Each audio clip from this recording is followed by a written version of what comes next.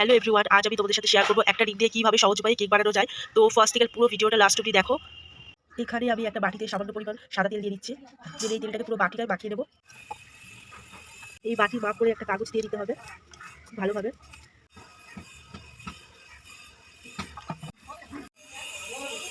ডিমের ভেতরে আমি পরিমাণ মতো চিনি দিয়ে দেবো।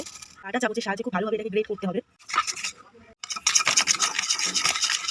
গাইস দেখো, খুব সুন্দর একটা ক্রিম কালার চলে এসেছে। এই যে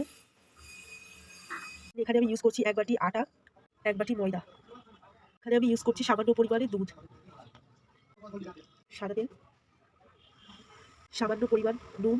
খুব ভালোভাবে এটাকে মিক্স করবো।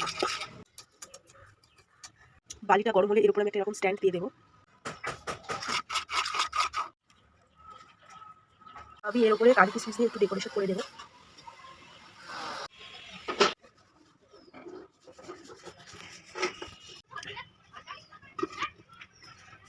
এটা এখন 40 থেকে 45 মিনিট থাকবে। গ্যাসের ফ্লেমটা একদম লো করে দিতে হবে। 40 থেকে 45 মিনিট পর দেখছি কেকটা জাস্ট ওয়াও হয়েছে, দারুণ কেকটা স্পঞ্জি অ্যান্ড ফুলেছে। দেখো ফ্রেন্ড, সো গাইস দেখতে পাচ্ছ কেকটা কতটা পরিমাণ ফুলেছে। এখন আমি কাগজটা তুলে নেব।